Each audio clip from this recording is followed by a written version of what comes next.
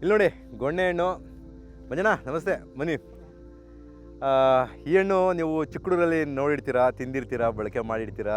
ಈಗಂತೂ ಬಳಕೆ ಮಾಡ್ತಿರಲ್ಲ ನನಗೆ ತಿಳಿದಂಗೆ. ಯಾಕೆಂದರೆ ಬಳಕೆ ಮಾಡ್ತಾ ಇದ್ದಿದ್ರೆ ಇದ್ರ ಏನು ಔಷಧಿ ಗುಣ ಗೊತ್ತಾಗಿದ್ದಿದ್ರೆ ನೀವು ಇದನ್ನು ಖಂಡಿತವಾಗ್ಲೂ ಬಳಕೆ ಮಾಡ್ತಿದ್ರಿ. ಅಷ್ಟು ಔಷಧಿ ಗುಣ ಇದೆ ಇದು. ಯಾರಿಗೆಲ್ಲ ಒಂದು ಜೀರ್ಣಶಕ್ತಿ ಚೆನ್ನಾಗಿ ಕೆಲಸ ಮಾಡ್ತಾ ಇಲ್ಲ, ಯಾರಿಗೆಲ್ಲ ಕಫ ಇದೆ, ಅವರು ಇದನ್ನೆಲ್ಲ ತಿಂದರೆ ಇದು ಗಮ್ ಥರ ಇರುತ್ತೆ. ತಿನ್ಲಿಕ್ಕೆ ಕೂಡ ತಿಂದರೆ ಆ ಜೀರ್ಣಶಕ್ತಿಯನ್ನು ಹೆಚ್ಚಿಸುತ್ತೆ ಆ್ಯಂಡ್ ಶುಗರ್ ಕೂಡ ಕಂಟ್ರೋಲ್ ಮಾಡುತ್ತಂತೆ. ಹೀಗೆ 10 ವಿಚಾರಗಳಿದೆ. ನಮ್ಮ ಜೊತೆ ಮಂಜುನಾಥ್ ಅವರು ಇದ್ದಾರೆ. ಈ ಕಡೆ ಬನ್ನಿ ಮಂಜುನಾಥ್ ಅವರೇ, ಈ ಕಡೆ ಬನ್ನಿ. ಏನು ಮಂಜುನಾಥ್ ಅವರು ಇದ್ದಾರೆ ನೋಡಿ. ಹಣ್ಣು ನೀವು ಚಿಕ್ಕಡೂರಲ್ಲಿ ತಿಂತಾ ಇದ್ರಲ್ಲ? ಚಿಕ್ಕಡೂರಲ್ಲಿ ಅವಾಗ ತಿನ್ನೋದಕ್ಕಿಂತ ಹೆಚ್ಚಾಗಿ ಈ ಒಡೆಯೋ ಹುಡುಗರಿಗೆ ಇದರಲ್ಲಿ ಕಚ್ಕೊಳ್ಳೋದು ಅಂಟು ಕಚ್ಕೊಳ್ಳೋದು. ಆಮೇಲೆ ಬುಕ್ಕಲ್ಲಿ ಪೇಪರ್ ಅಂಟಿಸ್ಲಿಕ್ಕೆ, ಬುಕ್ ಅಂಟಿಸ್ಲಿಕ್ಕೆಲ್ಲ ಇದನ್ನೇ ಬಳಸ್ತಿದ್ದೋ. ಆಮೇಲೆ ಇದರಲ್ಲಿ ನಮ್ಮ ಇವ್ರ ಗುರುಗಳು ಬಂದು ಇದನ್ನೇನು ಮಾಡೋರು ಅಂದರೆ ಇದನ್ನು ಬೀಜ ತಗೊಂಡೋಗಿ ಅದೇನೋ ಹಲ್ಲು ಗಟ್ಟಿ ಆಗ್ಲಿಕ್ಕೆ ಏನೋ ಪುಡಿ ಮಾಡ್ತೀನಿ ಅಂದ್ಬಿಟ್ಟು ಏನೋ ಕಿತ್ಕೊಂಡು ಹೋಗಿದ್ರು ಒಂದು ಮೂಟೆ ಅಷ್ಟ. ಆಮೇಲೆ ಇದು ಇನ್ನೊಂದೇನೆಂದರೆ ವೀರ್ಯ ವೃದ್ಧಿಗೂ ಆಗುತ್ತಂತೆ ಇದು. ಹೌದಾ? ವೀರ್ಯ ವೃದ್ಧಿಗೂ ಆಗುತ್ತಂದ? ಅದು ಹೆಂಗಿದೆ ನೋಡಿ, ಒಳ್ಳೆ ಗಟ್ಟಿ ಗಮ್ ಥರ ಇದೆ ಇದು. ತಿನ್ಲಿಕ್ಕೂ ಅಷ್ಟೇ. ಇದು ಹಿಡ್ಕೊಳ್ಳಿ, ಇದು ಒಂದು ನಾನು ತಿಂತೀನಿ ನಾನು. ಈ ನೋಡಿ, ಇಲ್ಲಿ ನೋಡಿ ಗಮ್ಮ.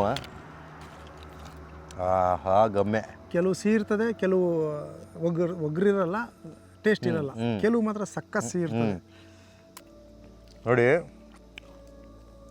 ಹೇಳಿದ್ರೆ ಹೆಂಗೆ ಬರ್ತದೆ ಗಮ್ಮು. ಇದು ಬಹಳನೇ ಒಳ್ಳೆಯದು ಆರೋಗ್ಯಕ್ಕೆ. ಇದು ಏನು ಒಂದು ಕಾನ್ಸ್ಟಿಪೇಷನ್ ಪ್ರಾಬ್ಲಮ್ ಇರ್ತದೆ, ಏನು ದೇಹಕ್ಕೆ ಶಕ್ತಿ ಇರಲ್ಲ. ಇದು ಯೂರಿನ್ ಪಾಸ್ ಆಗ್ತಾಯಿಲ್ಲ, ಯೂರಿನ್ ಇನ್ಫೆಕ್ಷನ್ ಸ್ಟಕ್ ಆಗಿದೆ ಅಂದರೆ ಸ್ಟಕ್ ಆಗಿ ಪಾಸ್ ಆಗ್ತಾಯಿಲ್ಲ, ಕಾಲು ಊತ ಬಂದಿದೆ ಅಂದವ್ರಿಗೆ ಈ ಹಣ್ಣನ್ನು ತಿನ್ನಿ, ಸರಾಗವಾಗಿ ಯೂರಿನ್ ಪಾಸ್ ಆಗುತ್ತೆ. ಅಂದರೆ ಗಮ್ ಥರ ಇದು ಹಣ್ಣು. ಸೊ ಅನೇಕ ಇನ್ನು ಚರ್ಮ ರೋಗಕ್ಕೂ ಕೂಡ ಚೆನ್ನಾಗಿ ಕೆಲಸ ಮಾಡುತ್ತಂತೆ. ಗಂಟ್ಲು ನೋವು ಆಗುತ್ತೆ, ಇನ್ಫೆಕ್ಷನ್ ಆಗಿದ್ದಾಗ ಗಂಟ್ಲು ನೋವು ಆಗುತ್ತೆ ಇದು. ನೋಡಿ, ಇದು ಹಿಂದೆ ಹಳ್ಳಿಗಳಲ್ಲಿ ತುಂಬ ಇರೋದು. ಇದು ಹೇಳಿ, ಇದು ಕಫ ನಿವಾರಣೆಗೆ ತುಂಬ ಚೆನ್ನಾಗಿ ಕೆಲಸ ಮಾಡ್ತದೆ. ಈ ಹಣ್ಣಲ್ಲಿ ಒಂಥರ ಗಮ್ ಥರ ಲೋಳೆ ಥರ ಇರೋದ್ರಿಂದ ಗಂಟಲಲ್ಲಿ ಒಂಥರ ಇನ್ಫೆಕ್ಷನ್ ಆದರೆ, ಏನಾದ್ರು ನೀರು ಕುಡಿದು ಆ ಥರದ್ದು ಏನಾದ್ರು ಆದರೆ ಇದು ತಿಂದರೆ ಸ್ವಲ್ಪ ಇನ್ಫೆಕ್ಷನ್ ಕಮ್ಮಿ ಆಗ್ತದೆ. ಆಮೇಲೆ ಕೆಮ್ಮಿಗೂ ಸ್ವಲ್ಪ ಕೆಲಸ ಮಾಡ್ತದೆ. ಅಂದರೆ ಒನ್ ಟೈಮ್ಗೆ ಆಗಲ್ಲ, ಬಳಸ್ತಾ ಇರ್ಬೇಕು. ದಿನಕ್ಕೆ 2 ಸರಿ 3 ಸರಿ ಇದು ಮಾಡ್ತಾ ಇರಬೇಕು. ಆಮೇಲೆ ಜೀರ್ಣಶಕ್ತಿಗೂ ಚೆನ್ನಾಗಿ ಕೆಲಸ ಮಾಡ್ತದೆ. ಹೊಟ್ಟೆ ನೋವು ಆಗುತ್ತೆ. ಆಮೇಲೆ ಜಾಸ್ತಿ ತಿಂದರೆ ಹೊಟ್ಟೆ ನೋವು ಆಗ್ಬೋದಾ? ಜಾಸ್ತಿ ತಿಂದ್ಬಿಟ್ರೆ ತಿರ್ಗಿ ಹೊಟ್ಟೆ ಕಾಯಿಗೆ ಸಮೇತ ನುಂಗ್ಬಿಟ್ರೆ ಹೊಟ್ಟೆ ನೋವು ಆಗ್ಬಿಡ್ತದೆ ಅಷ್ಟೇ. ಆಮೇಲೆ ಬೀಜ ತಿನ್ನೋದು ಬೇಡ. ಬೀಜ ತಿನ್ಕೊಡ್ದು. ಗೊತ್ತಿಲ್ಲ ಯಾವ್ಯಾವ ಇನ್ನೂ ಬೀಜವನ್ನು ಹೆಂಗೆ ಬಳಕೆ ಆಗುತ್ತೆ ಅಂತ. ನಿಮ್ಗೇನಾದ್ರು ಬಳಸ್ತಾ ಇದ್ರೆ ನೀವು ಸೊ ತಿಳಿಸಿ, ಇದು ಹೆಂಗೆ ಯೂಸ್ ಆಗುತ್ತೆ, ಏನು ಕತೆ ಅಂತ. ನೀವೆಲ್ಲ ಹೆಂಗೆ ತಿಂತಾಯಿದ್ರಿ ಇದನ್ನು ಅಂತೆಲ್ಲ ಹೇಳಿ ಸ್ವಲ್ಪ. ನೋಡಿ ಹೆಂಗಿದೆ ಅಂತ. ಇದು ಚಿಕ್ಕಡೂರಲ್ಲಂತೂ ಸಿಕ್ಕಾಪಟ್ಟೆ ತಿಂತಾಯಿದ್ವಿ. ಅದು ದೊಡ್ಡವರಾಗ್ತಾ ನಮಗೆ ಏನು ಪ್ರಜ್ಞೆನೋ ಏನೋ ಈ ಥರದ್ದೆಲ್ಲ ಡೌಟಲ್ಲಿ ತಿನ್ನೋಕೆ ಶುರು ಮಾಡಿಬಿಡ್ತೀವಿ. ಬಟ್ ಇತ್ತೀಚೆಗೆ ಸುಮಾರು ಜನ ಈ ಗಿಡದ ಬಗ್ಗೆ, ಈ ಕಾಯಿ ಬಗ್ಗೆ ಎಲ್ಲ ಹೇಳ್ತಾಯಿದ್ರು. ಸೊ ಅದನ್ನು ನೋಡಿದ್ಮೇಲೆ ಅನ್ನಿಸ್ತು ನಮಗೆ, ಚಿಕ್ಕಡೂರಲ್ಲಿ ನಾವು ತಿಂದಿದ್ದೆಲ್ಲ ನೆನಪಾಗೋಯ್ತು ನನಗೆ. ಸೊ ನಾವು ತಿಂತಾಯಿದ್ವಲ್ಲ ಈ ಕಾಯಿನ. ಈಗ ಎಲ್ಲಿ ಗಿಡ ಅಂತ ಹೇಳ್ಬಿಟ್ಟು ನಮ್ಮ ಬೆಂಗಳೂರು ಸುತ್ತಮುತ್ತ ಸುಮಾರು ಕಡೆ ಹುಡುಕಿದ್ರೆ ಸಿಗೋದೇ ಇಲ್ಲ. ಈಗ ಬೆಂಗಳೂರಿಂದ ಸ್ವಲ್ಪ ಹಳ್ಳಿಗೆ ಬಂದಾಗ ಇಲ್ಲೊಂದು ಕಡೆ ನೋಡಿದ್ವಿ ಗಿಡನ.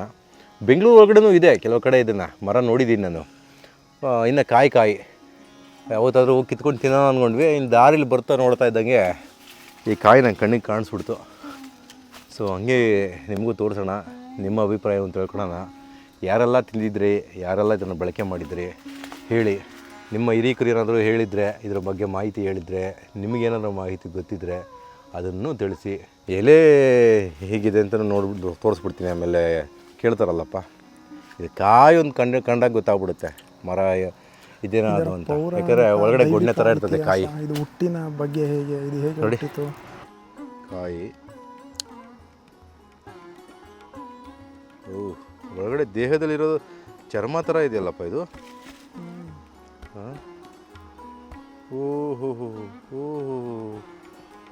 ಗಮ್ ನೋಡಿ ಹೆಂಗಿದೆ. ಅಂಟು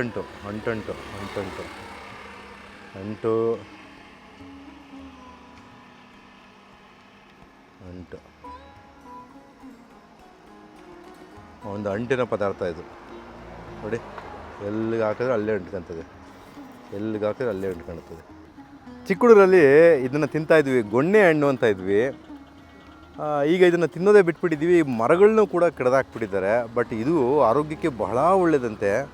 ಅದು ಎಸ್ಪೆಷಲಿ ಈ ಶುಗರ್ಗೆ ತುಂಬ ಚೆನ್ನಾಗಿ ಕೆಲಸ ಮಾಡುತ್ತಂತೆ. ಆಮೇಲೆ ಕಾನ್ಸ್ಟಿಪೇಷನ್ಗೆ ತುಂಬ ಚೆನ್ನಾಗಿ ಕೆಲಸ ಮಾಡುತ್ತಂತೆ. ಇದನ್ನು ತಿಂದರೆ ಜೆಲ್ ಥರ ಏನು ಈ ಕಫ ಕಫ ಇದ್ದರೆ ಹಿಂಗಿರುತ್ತೆ ಒಳಗಡೆ ಗಂಟ್ಲಲ್ಲಿ, ಆ ಥರ ಒಂಥರ ಬಂಕ ಚೆನ್ನಾಗಿರ್ತದೆ.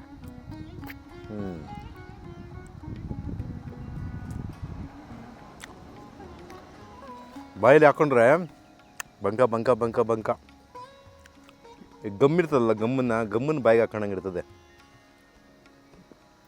ಭಾಳ ಒಳ್ಳೆಯದಂತೆ. ನಾವು ಚಿಕ್ಕ ಹುಡುಗರಲ್ಲಿ ಸಿಕ್ಕಾಪಟ್ಟೆ ತಿಂತಾಯಿದ್ವಿ ಇದನ್ನು. ಕಾಲಕ್ರಮೇಣ ಈಗ ಬಿಟ್ಬಿಟ್ಟಿದ್ದೀವಿ, ಅದರ ಗಿಡಗಳೇ ಇಲ್ಲ ಅಲ್ವಾ.